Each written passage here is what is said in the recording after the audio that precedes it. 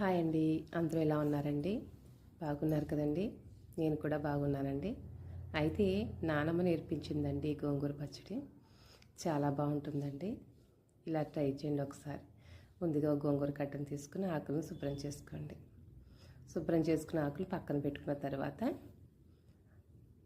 తాలింపులు అయితే రెడీ చేసుకుందామండి. శనగపప్పు 1 స్పూన్ తీసుకోండి. శనగపప్పు, మినపప్పు, నువ్వులు, ఎండుమిరపకాయలు 18 తీసుకోండి. 2 రెమ్మల కరివేపాకు, జీలకర్ర, ఒక పెద్ద ఎల్లుల్లిపాయ. ఇవి పక్కన పెట్టుకున్న తర్వాత మనం ఆయిల్ పెట్టుకుందామండి. ఆయిల్ వేడెక్కిన తర్వాత తాలింపు సరుకులన్నీ వేసి వేయించుకుందామండి.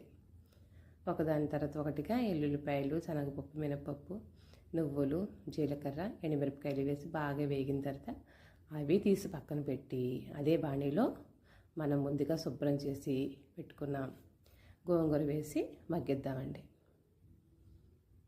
టైం అయితే ఎక్కువ పడుతుందండి, ఎందుకంటే మగ్గిపోయి ఎంతో అవ్వదండి. అది బాగా మగ్గడానికి అయితే టైం పడుతుంది. ఈ లోపల తాలింపులు కూడా చల్లారుతాయి అన్నమాట. దాంట్లోనే సాల్ట్ వేసుకుందామండి. సాల్ట్ అయితే మీ రుచికి తగ్గట్టు వేసుకోండి. చూసారా ఎంత అయిందో? మగ్గిన తర్వాత చల్లారాక మిక్సీ పడతామండి. గోంగూర పచ్చడి రెడీ. అమ్మ చేతి గోరుముద్దలో కమ్మనైన గోంగూర పచ్చడి మీకోసం ఫ్రెండ్స్. చాలా బాగుంటుందండి. ఇది నాన్నమ్మ చేసేది. ఇప్పుడు మేము అలా చేసుకుంటాం. మీరు కూడా ఒకసారి ట్రై చేయండి. అమ్మ చేతి గోరుముద్దలో కమ్మనైన గోరుముద్ద, గోంగూర పచ్చడి ముద్ద మీకోసం ఫ్రెండ్స్. నచ్చితే లైక్ చేయండి, షేర్ చేయండి, నా ఛానల్ని సబ్స్క్రైబ్ చేయండి. Thank you for watching.